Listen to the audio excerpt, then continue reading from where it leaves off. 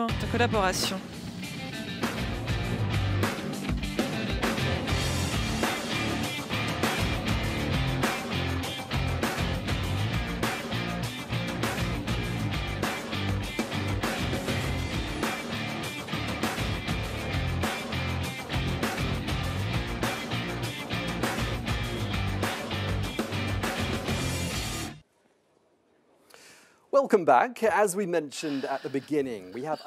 Alors, bienvenue, comme nous l'avons dit au début, nous avons une série d'entreprises qui sont ici avec nous pour partager leur expertise et leur histoire à succès et pour nous expliquer comment nous pouvons créer des endroits smart plus intelligents ou libres. Nous avons ici le directeur de Renault Mobilité, Gilles Normand, et nous allons parler de Madrid en tant que cas d'étude puisqu'il s'agit de la capitale espagnole et il y a un développement qui est véritablement pionnier dans ce secteur qui a eu lieu là-bas. Pouvez-vous nous en dire davantage? Oui, bonjour, je suis Vincent Carré, merci beaucoup. Je vous remercie d'être avec moi ce matin. Alors en effet, en 2017, Madrid a commencé à développer quelque chose qui ne vient pas de nulle part. C'est-à-dire que Renault était un pionnier dans le cadre des voitures électriques et comme vous le savez, nous avons commencé à vendre des voitures électriques en 2012. On a été un des premiers à le faire. Nous avons été un pionnier dans ces voitures électriques. Maintenant, on est un leader dans le segment des voitures électriques et ça devient une véritable tendance de la mobilité. On a commencé très rapidement à vendre des voitures électriques à beaucoup d'entreprises de covoiturage. Et on a vu que c'était une tendance qui était véritablement très forte puisqu'on a vu que les gens, notamment en banlieue, avaient préféré partager leur voiture plutôt que l'utiliser seul. On voit que des jeunes clients de 18 à 25 ans, ils n'ont pas envie de posséder eux-mêmes une voiture, ils ont envie de la partager. C'est une économie de partage. Et d'un autre côté, la ville fait face à des gros problèmes de congestion, des gros problèmes de pollution, d'embouteillage, etc. Et ils ont envie d'évoluer vers le véhicule électrique et aussi de diminuer le nombre de voitures en circulation. C'est-à-dire que cela fait des véhicules électriques une bonne solution. Et donc, on est allé à Madrid il y a 3 ans pour découvrir ce qu'il en est des activités. On a mis en place 300 Zoé, donc 300 voitures, qui est sans doute le meilleur type de voiture électrique pour pouvoir mettre en place du covoiturage dans les grandes villes. Et c'est une très très grande ville. Il y a plus de 3 millions d'habitants. C'est une ville qui est extrêmement très dense en son centre. Et c'est une des villes qui est la plus adaptable pour ce type de modèle. Donc, c'est-à-dire qu'on a commencé avec 500 voitures, on a appris de ce qui s'est passé sur le terrain et on a été extrêmement surpris du nombre de clients qu'on a attirés. On avait plus de 350 000 clients, alors ce qui était vraiment bien au-delà de nos attentes, y compris le fait que 60% de ces clients sont très actifs parce qu'ils vont louer une voiture au moins une fois par mois. Donc, on voit vraiment la force de cette tendance. Et maintenant, on a mis en place un service de 750 voitures à Madrid. Ça fait vraiment partie du plan de mobilité à Madrid. C'est extrêmement intégré dans les politiques de mobilité à Madrid. Alors vous êtes en train de me dire 350 000 membres qui ont déjà souscrit à ce plan-là et on parle de 750 voitures qui sont partagées dans voitures alors une population de 3 millions de personnes, vous avez dit. Alors maintenant, parlez-nous un petit peu de la prise chronologique. Là. Comment ça a commencé? Ça a commencé quand? Alors à Madrid, en fait, ça s'est développé assez vite. C'était une des premières villes du monde à avoir intégré le système de covoiturage dans sa stratégie de mobilité.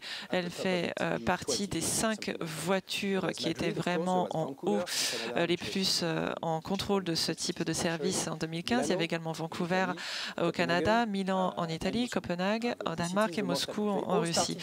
Ça a à peu près commencé en 2015 et ils ont commencé à encourager les gens à opter pour du covoiturage. Et les résultats sont partout pareils. C'est-à-dire que si on s'intéresse à Madrid, mais également aux autres villes, on voit que de 20 à 30% de la population se sert de ces systèmes de covoiturage. De 20 à 30%, c'est vraiment un marché de masse, c'est vraiment une tendance de masse et franchement, c'est pas prêt de s'arrêter. Et en tant que fabricant automobile, il s'agit de contribuer à ces tendances et d'être fabricant de ces tendances également. Alors, qu'en a été-il des retours? Qu'est-ce que vous entendez de la part du marché? Bon, alors tout d'abord, c'est-à-dire qu'on a entendu qu'il y avait une très forte demande, on a également entendu qu'il y a vraiment un à payer pour pouvoir avoir accès à ces services. On a une fourchette de prix qui est entre le transport public et le taxi, c'est-à-dire si vous êtes trop cher, les gens ils préfèrent utiliser un VTC et puis ou un taxi et puis puis ou sinon ils préfèrent avoir leur propre voiture. Donc la deuxième tendance, c'était que dans les nouvelles zones urbaines qu'on appelle les linking cities, les gens ont vraiment l'habitude d'être multimodal, c'est-à-dire ils utilisent différents types de transports dépendamment de là où ils vont. C'est-à-dire que lorsque par exemple ils se débarrassent de leur voiture personnelle, ils vont pas nécessairement utiliser une voiture en covoiturage de la même manière, ils vont utiliser une trottinette ou ils vont peut-être utiliser une voiture en covoiturage quand ils ont besoin de transporter, je sais pas, 5 personnes, lorsqu'ils ont besoin de transporter des choses, lorsqu'ils ont besoin d'aller dans la banlieue, et puis ils peuvent utiliser également des vélos.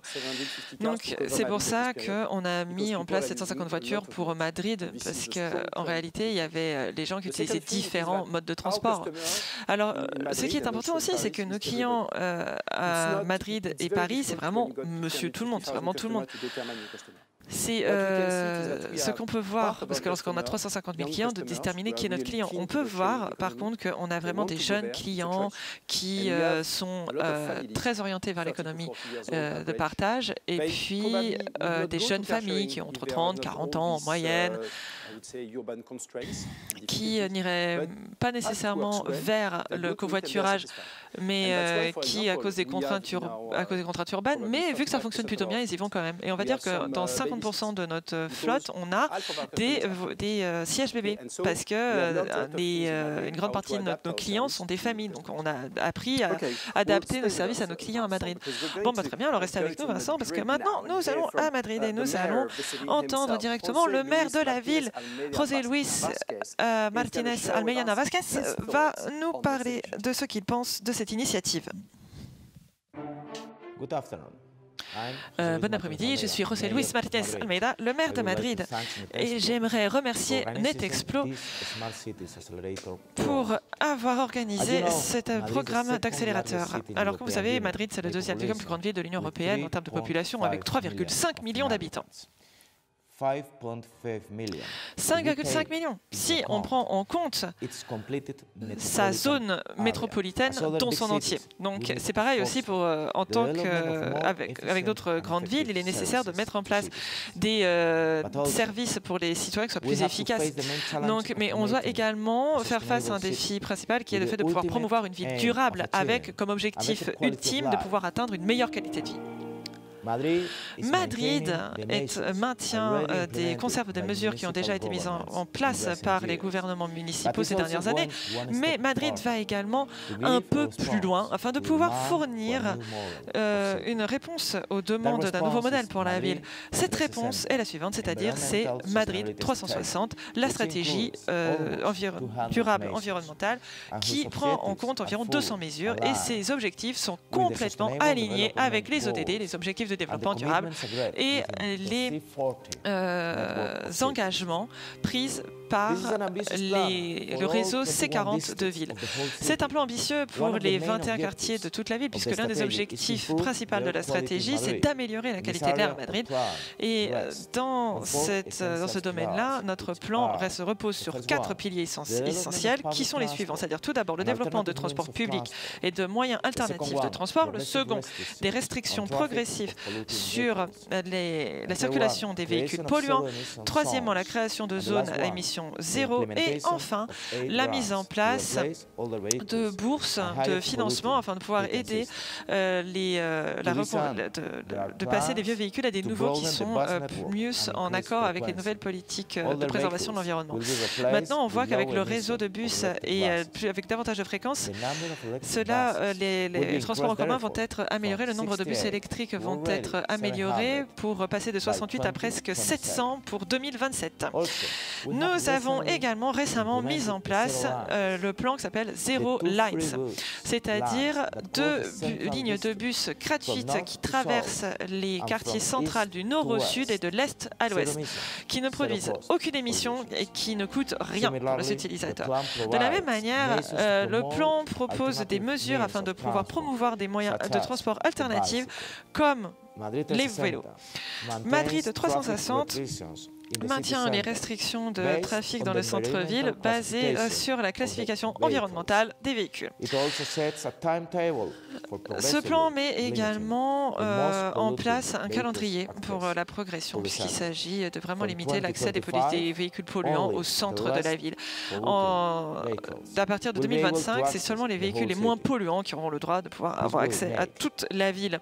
Ceci va faire en sorte que Madrid soit la plus grande zone de trafic restreint, pile dans le centre de la ville, à Puerta del Sol, dans le centre de Madrid.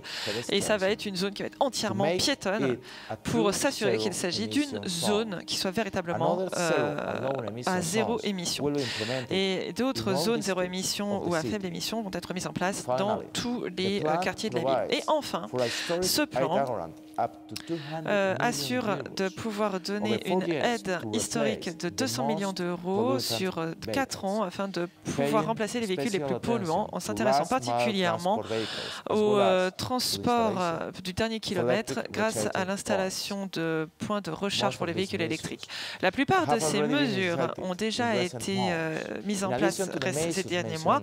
Outre les mesures que j'ai déjà mentionnées auparavant, le plan Madrid 360 prévoit la création d'une nouvelle forêt urbaine et de nouveaux arbres afin de pouvoir réduire la concentration de CO2. Un des exemples de la transformation de la ville de Madrid est le développement du covoiturage qui contribue à améliorer la qualité de l'air et également à réduire le trafic urbain et l'occupation de l'espace public par les véhicules. Et ça a été rendu possible grâce à un nouveau cadre juridique local en 2009 qui encourage la mobilité électrique au détriment des engins avec des moteurs à combustion. Grâce au fait que, par exemple, les véhicules électriques n'aient pas à payer de parking. C'est véritablement une histoire qui démontre un certain succès, qui est un exemple clair du fait que des initiatives privées peuvent se développer avec les bons encouragements sans que cela coûte trop cher. Et on voit que la manière dont les entreprises privées peuvent aider les services fournis aux citoyens. Zity fait partie de la ville de Madrid depuis 2 ans maintenant et c'est la 3e entreprise à fournir des services de covoiturage dans la capitale. Oui, juste 2 ans après la première initiative, Zity a commencé dans une zone limitée et après on a dû augmenter la couverture pour pouvoir soutenir cette croissance est pour permettre aux utilisateurs des zones proches de pouvoir se servir de ces services-là. Et c'est pour cela que Madrid 360 a voulu mettre en place des nouveaux espaces de parking pour ces véhicules qui sont dans le périmètre de la ville. La stratégie prévoit également de mettre en place un effort de grande importance pour pouvoir installer des nouveaux points de recharge pour les véhicules électriques dans la ville qui vont également servir à promouvoir cette initiative. Nous souhaitons que Madrid continue à être une des villes les plus dynamiques en ce qui concerne la mobilité électrique. Nous souhaitons apprendre des succès d'autres villes et d'être un exemple pour tous les gestionnaires publics puisque Madrid est en train de développer un nouveau modèle de ville et nous pensons que cette transition fonctionnera uniquement si elle est progressive, si elle est responsable et si elle est juste sur le plan social. Le conseil municipal va essayer d'avancer pour promouvoir ces pratiques qui contribuent à créer une meilleure ville et améliorer la qualité de vie de nos citoyens. Merci beaucoup.